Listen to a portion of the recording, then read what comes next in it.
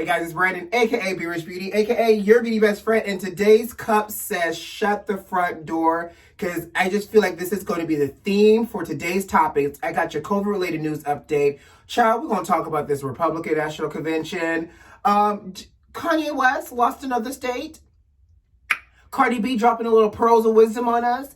Did NENE Leakes delete her Instagram? And baby, there might be some hope after all with music finally from the Aaliyah estate. I'm here for it. But you know what to do. Grab that beverage, but most importantly, grab that tea and let go.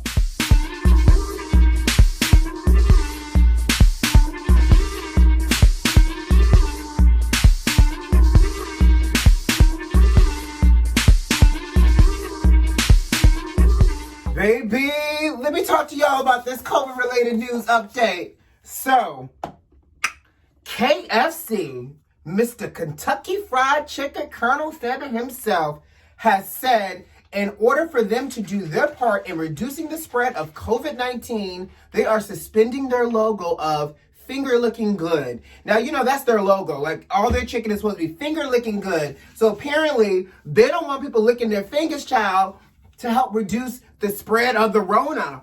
And so, you know, I could probably commend them for not wanting people to lick their fingers. Not once did they tell people not to eat the chicken with their hands. Because let's be real. How many of y'all eating y'all 2 pieces of biscuit with a fork and a knife?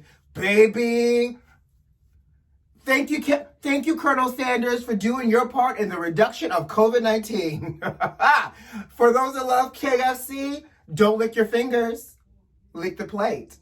All right, what's next? We're going to roll today, y'all. All right, so I got to talk about it. I don't want to talk about it, but I got to talk about it because it is the circus that we're living in. So day 2 of the RNC happened last night, y'all. But what I want to highlight is the fact that y'all see the Attorney General Daniel Cameron from Kentucky speaking at the Republican National Convention. Right. And child, so not only is he speaking at the RNC, he had the, as the old folks would say, the unmitigated gall to come for Biden by saying, you can't tell me how to vote because of the color of my skin. Apparently, we can't tell you to do a lot of things, sir, like arrest the cops that killed Breonna Taylor. We realize that people can't tell you to do anything, including your job, let alone what to do with your voice. I don't know where and how they got these people to sign up, but they got them, and they started with the Attorney General of Kentucky. Now, they should know better. And I say they should know better because he ain't got the best track record right now. The people are coming for him for not arresting the killers of Breonna Taylor. So why do you think that people want to hear from this Attorney General who's completely let us down as a country right now as it relates to the killers of Breonna Taylor? And I'm just going to continue to say it. Arrest the killers of Breonna Taylor. Mr. Daniel Cameron, while you over here upset about people telling you who to vote for because of the color of your skin, how about you arrest the killers of Breonna Taylor? How about that? Child, shut the front door. Now, last night, the First Lady, Melania, it's so weird to give her that title, but it's her title. She spoke at the COVID outdoor party. Now, I don't know if you guys saw, but baby, they one, weren't socially distancing. 2, most of them did not have on masks in that rose garden. And 3, the word on the street is some of the people that attended did not get tested for the Rona. So, they did not get tested. So the First Lady's chief of staff said that the people sitting closest to 45 and the vice president were tested. But I guess everybody else, it was like, good luck, Russian roulette. I can't. But I think what got me the most was her robotic ass speech. Literally, she had 2 points of eye contact, to the left and to the right, and a quick, hurtful smile. And then to the left and to the right. And y'all know that's because the teleprompter was to the left and the right, right? So she could not, 1, deviate from those words on that screen, and 2, she could barely make eye contact. What she said, I can't tell you. I just knew that it was a robotic ass speech. She, you know what? She tried to infuse some humanity into her tyrant of a husband, but we all know the truth behind that. Don't let her speech fool y'all.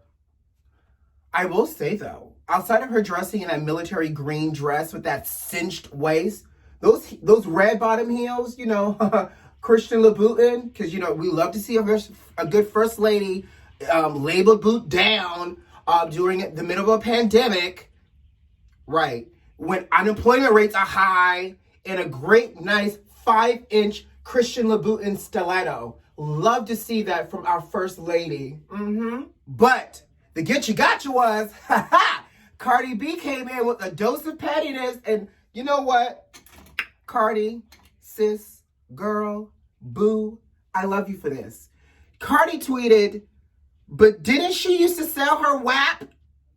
Oh, Cardi, WAP now holds a new place in my heart.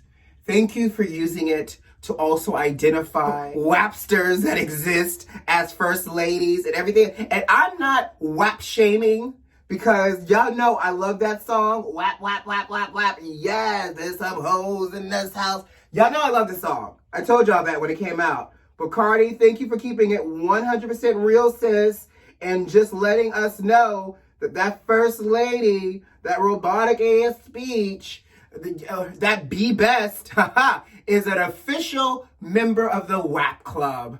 Thank you, Cardi. Thank you so much. Speaking of the RNC, in addition to another person who sold out to the culture, Heisman winner and NFL former player Herschel Walker spoke as well. And his speech was really about why I would never be friends with someone that's a racist. 45 is not a racist, so forth and so on, blah, blah, blah. All I heard was peanuts, womp, womp, womp, womp, womp, right? I just really want Herschel to really think about it. Like, sir, you have received a series of blows to your body and your head throughout the years being a professional football player. Truth is truth, facts are facts, not alternative tea.